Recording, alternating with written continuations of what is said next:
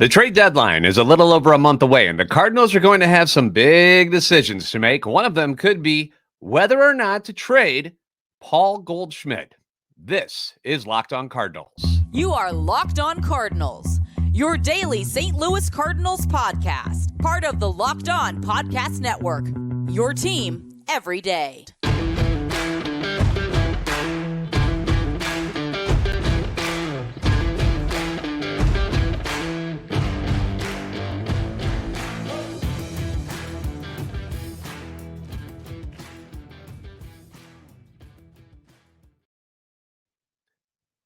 Hey there, Cardinals fans. I'm JD Hafford, and I'm a national radio sports anchor, born and raised in the Lou, and a lifetime Cardinals fan. And I'm your host for Locked On Cardinals, part of the Locked On Podcast Network, your team every day. Follow me on Twitter at JD Sports Radio and the podcast at LO_Cardinals. Want to thank those of you who make Locked On Cardinals your first listen every day. We're free and available wherever you get your podcasts. You can also find us on YouTube. Be sure to like, subscribe, and comment. That way you can interact with us. Hit the notification button so you know when the new episodes are posted.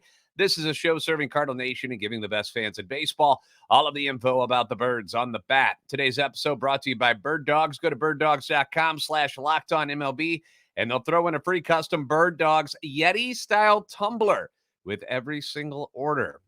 You're going to love those shorts, I promise you. All right, let's get into things. Here we are, June 23rd, and the Cardinals are in last place in the NL Central. Not fun. Not fun at all. They're 31-44, 9 games back of first place. Cincinnati Reds in first place. Who thought that was going to happen? Crazy, right? Wild card, 10.5 games back. So not any better there. The Cardinals haven't really been a relevant team in the division chase since around this time last month. If you want to be honest, they had that really good stretch of baseball from May 7th to right about the 27th, where they had climbed up to third place in the Central. They were like 4 games out of first place, despite still having a terrible record. They were 24-30, but then it all fell apart again. Just when you thought that they were going to climb back into things and actually have a shot at this, they fall apart. They go 7-14 over their next 21 games, and here we are. Here we are right now, trying to decide whether or not we should keep going in this season, or do we start thinking about maybe punting on this season and moving on to other things. It's quite a different situation than where this team has been. I mean, the last time they finished under 500 was back in 2007 when they went 78-84. The previous year, they won the World Series, so nobody really saw the dip coming, but they had a lot of issues. You know, the pitching staff had a bunch of turnover. You guys remember the Kip Wells experiment, right?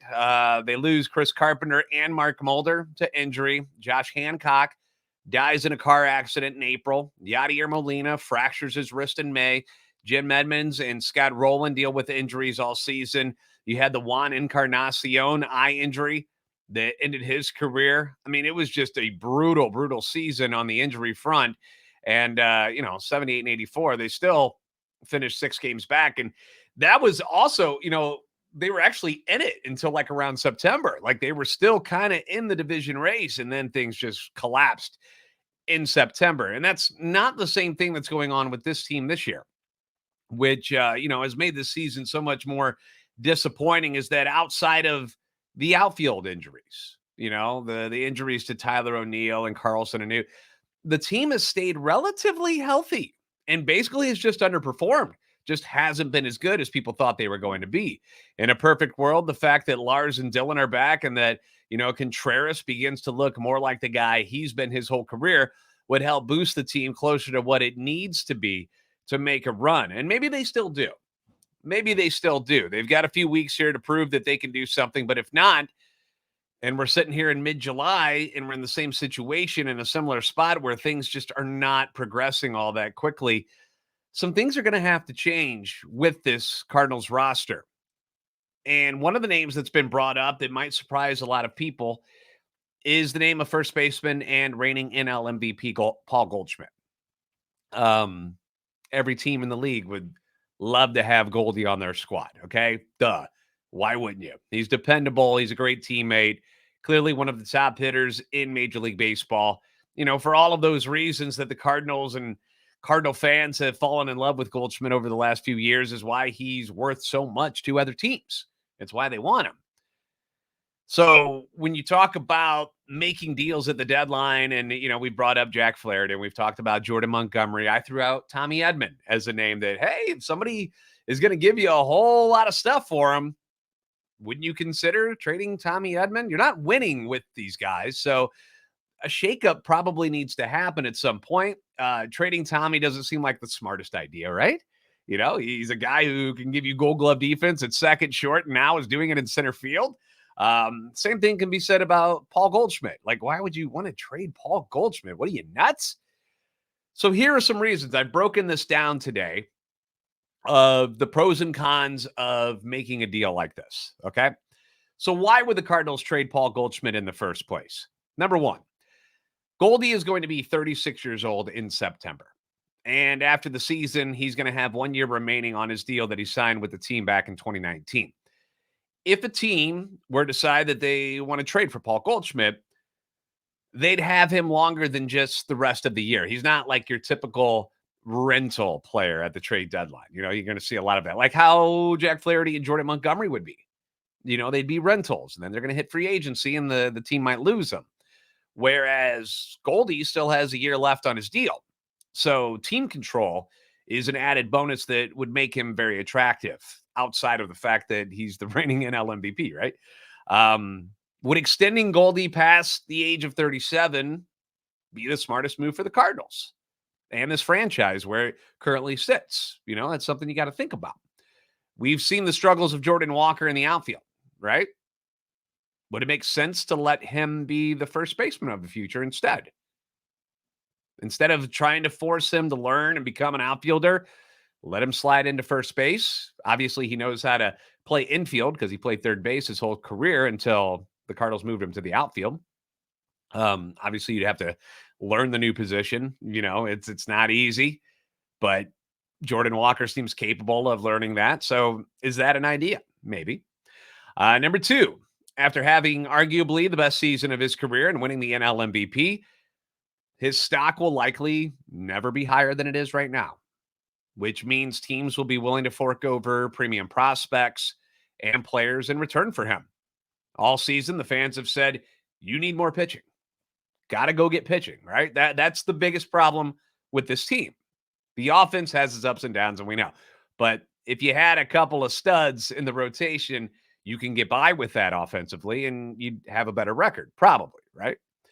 So the thing that has been an issue that at least I've noticed from people who are reaching out to me about making deals, go get pitching, trade O'Neill, Burleson, Yepes, DeYoung, and go get some stud. Well, those guys don't have a lot of trade value, okay?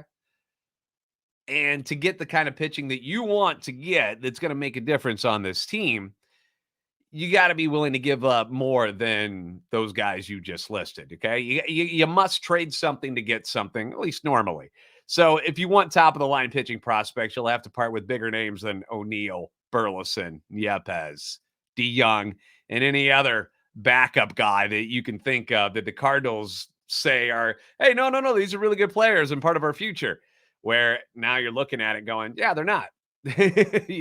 Maybe Alec Burleson out of that group is somebody that's going to be a part of this future, the team's future. Maybe he's a bigger impact later on down the road, but so far this season hasn't done all that much to impress anybody, right? Number three, unless Shohei Ohtani becomes available, which I still don't think the Angels are going to trade him. I just don't think it's going to happen. Who would be a bigger name available than Paul Goldschmidt at the trade deadline? Okay. For a team that's looking for some star power, Paul Goldschmidt, you get that name coming off an MVP season. That's pretty huge. Teams like the Giants. The Giants, they tried to get Aaron Judge, got stuck with Arson Judge instead. He hasn't had a good year. And then they tried to get Carlos Correa. That didn't work out. Would the Giants be willing to make a splash and go get Goldschmidt? Their top prospect is pitcher Kyle Harrison, listed as the top left-handed pitching prospect in baseball, according to MLB Pipeline. And 8 of their top 15 prospects are pitchers. Can you get a haul from them? The Phillies have been trying to figure out a way to replace Rhys Hoskins since he got hurt in spring training. They've got 2 of the top 6 right-handed pitching prospects, according to MLB Pipeline, in their system. People constantly want the Cardinals to steal back some of the Marlins pitchers after the Alcantara and Zach Gallen deal for Ozuna. He'd be reuniting with Skip Schumacher in Florida. The thing with Florida is that we're the Marlins, I should say. I don't know if it would make sense to go get a Goldschmidt. I don't know if that's something they actually need.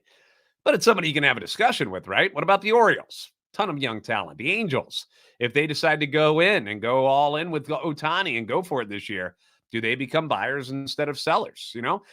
There's a lot of teams that, are in the wild card hunt. They could use a guy like Goldie. Who couldn't?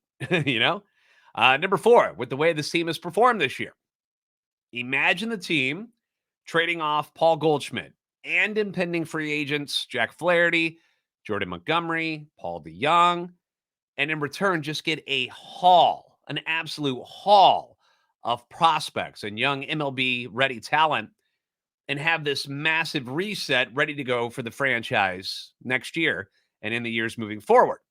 Because this isn't a rebuild, okay? There's a reset, and then there's a rebuild.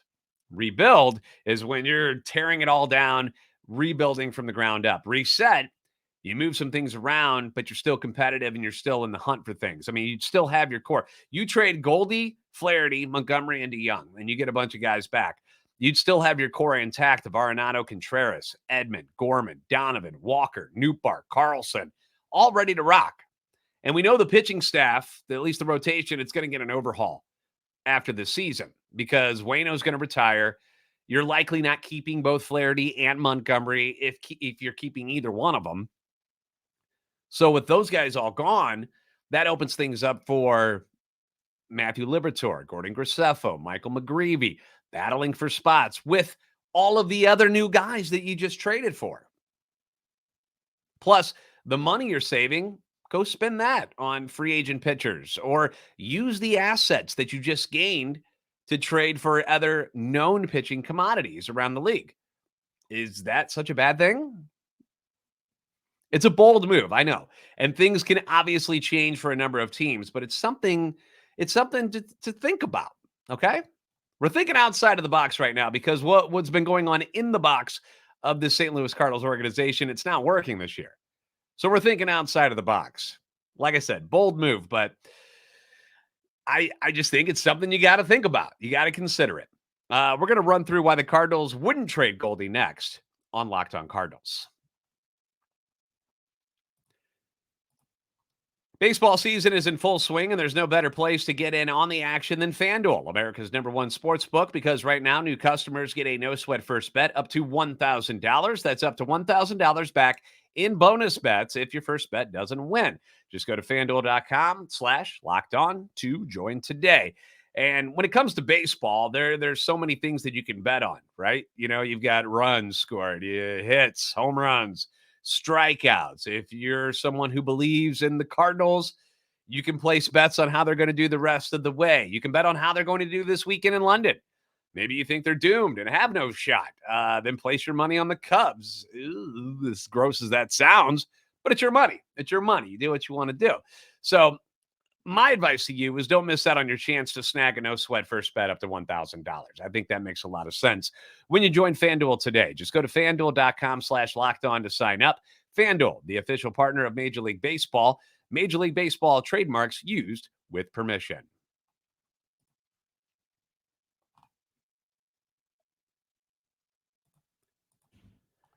The Cardinals are in London this weekend against the Cubs. First game will be on Saturday, and you can catch every pitch of the Cardinals' hometown broadcast with SiriusXM on the SXM app. Just search Cardinals. Thanks for making Locked On Cardinals your first listen every day. My everydayers know that when it comes to trades, I like to look at both sides of the coin here, and that's what we're going to do right now. I just discussed and brought you some reasons why trading Paul Goldschmidt will be something to consider for the Cardinals. Age, demand, a need to reset for the future rather than keep rolling out the same lineup that is currently 13 games under 500 with Goldie in the lineup. So here are some reasons that maybe it wouldn't be in the best interest of the team to move Goldie. Number one, he's got a no trade clause. Okay. So it's not like you can just ship him wherever you want for whatever you want, and he's got no say in it. If he doesn't want to leave, he doesn't have to. And all of this would be pointless, discussing all of this. Paul Goldschmidt seems quite happy in St. Louis. Okay. They've had a ton of success outside of this season when he's been here. And maybe at this point in his career, he doesn't want to move anywhere else. And you can't blame him for that. I mean, there are veterans who decide at some point in their career that, like, look, I want to go for a ring. Paul Goldschmidt hasn't won one. I want to go for a ring. I want to go for a championship. I don't care where you send me. I just want to win one before I retire. Maybe that's him too. But to me, Goldie seems like a guy who is happy and would rather stay where he is right now. That's just my observation on the way he seems to act about things. Number two, we love Goldie. We love him. The players love him. The coaches love him. The front office loves him. The fans all love him. He is exactly what Cardinals baseball should be about. Effort. Never a lack of effort from Paul Goldschmidt. Consistency. Answers the bell every day. Always puts up solid numbers. Great guy in the community. People love him. He checks all of the boxes of a baseball player or an athlete in any sport that you would want the rest of your team to be like. If you're going to be like somebody, be like Goldie, right? He just does it all correctly. He doesn't whine. He doesn't complain. He goes out there and he does his job. Like, the fan base might lose their collective minds if Mo dealt him for players that, a casual fan wouldn't even know anything about. When you talk about dealing for prospects and you're dealing for young players, these aren't names that a casual fan will be like, oh, so he's the number 3 left-handed pitcher. You know what I mean? They want to hear names. They're like, I've never heard of that guy. Why would you trade Paul Goldschmidt, the reigning NL MVP, for a guy we've never heard of? Fans freaked out last year when Harrison Bader got traded for a guy it's a guy that the fan base adored. And Harrison Bader, everybody loved him. And they trade him for a guy that most people had never heard of in Jordan Montgomery. Now, the trade worked, but still, remember when it happened, everybody's like, what? What just happened? And you've already got a fan base that's on edge this year. Like, there's a lot of anger going around right now because of how terrible things have gone this year. I mean, how many years do you hear Cardinal fans booing their team at Busch Stadium and demanding heads to roll, people to be fired left and right? That's not normal for St. Louis, and it's going on right now. So would Mo have the marbles to pull off a move like this, knowing that people already are kind of sick of him? Would this be something that would not only make him public enemy number 1, but like where people are demanding at the gates, like, you are done, and wanting to drag him into the square, and like just punish him, tar and feather the guy? It's a tough spot to be, even if it might be the best thing in the interest of the franchise. Would he be able to do it? Number 3, doesn't really feel like a Cardinals move, does it, to do something like this? Sure, they've made some big trades in the past to go get guys like Goldie and Arenado, but those were off-season moves. Those weren't trade deadline moves. The deadline is a different animal. It's very tense. You're trying to beat the clock because it's always ticking down to when you can't make any more deals. And you've got other GMs who are panicking, trying to outbid you, where things in the offseason go at a different pace. You can kind of take your time and massage out a deal and figure out things that work for everybody. Where trade deadline, you're like, we got to get this done or we're not going to get anything done. And then everybody's going to be going crazy. And Mo seemingly had the chance to make a big franchise-altering deal last year for that one guy. What was his name? Juan Soto with the Washington Nationals. Remember how excited we all got? We're like, oh my gosh, our team's pretty good. But imagine if you add Juan Soto to the mix of Arenado and Goldie and Pujols and Molina and Nootbaar and all these guys that we had last year. Edman and O'Neill, and all of a sudden Juan Soto's in the mix too. And for a moment there, for a brief moment, we thought we had it, right? When we saw the Nationals and the Cardinals were playing each other, you saw the two GMs up in the box, they're shaking hands, and everybody's like, oh, Juan Soto's coming. And then we were told, oh, no, it really wasn't even all that close. And the Padres take him instead.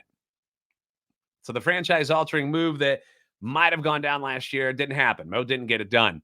This would be a franchise-altering move. And it might just be a little too much for him. Number 4, Goldie and Arenado, boys, right? BFFs. Don't want to upset your superstar third baseman, especially after he just decided to not opt out. He showed his faith in you. He trusted you. And then that same season, you're going to ship off his best friend at the trade deadline? Ooh. Probably not a great idea. Not great for morale. As much as ball players will admit, we know it's a business and things change. Doing that to Arenado, I don't know how well that would be perceived by Nolan. And would the clubhouse even feel good about that? Like, what is it? What are you doing to the makeup of the team in the clubhouse by making a move like that?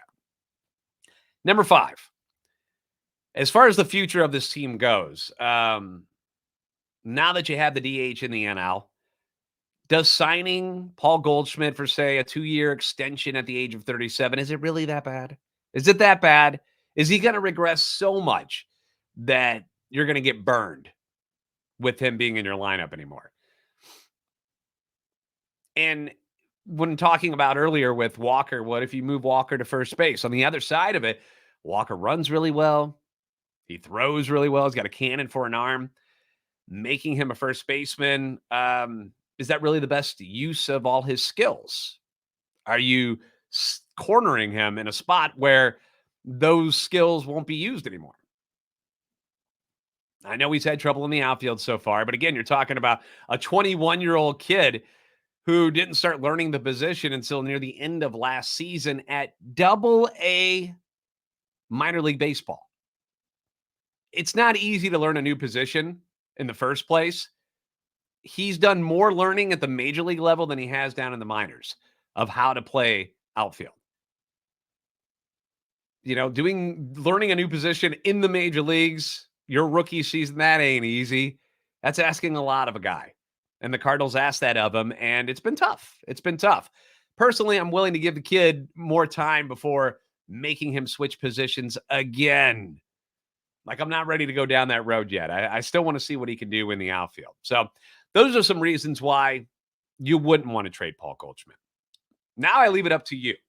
Thoughts and comments down below. Where do you sit on this idea of the Cardinals trading Paul Goldschmidt?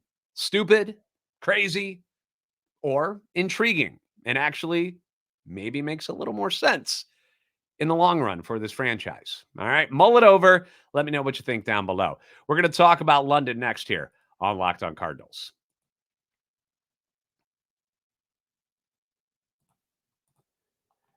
The Cardinals are off to London to face the Cubs this weekend, and you can catch every pitch of the Cardinals' hometown broadcast with SiriusXM on the SXM app. Just search Cardinals.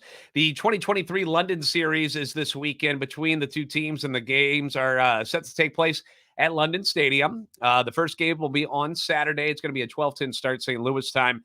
You can catch all the action as far as TV-wise on Fox. Fox Sports will have it.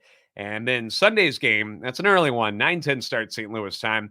And that will be available to watch on ESPN, in case you're wondering. Now, the Yankees and the Red Sox played the first London series in 2019. Seems like it was 100 years ago now.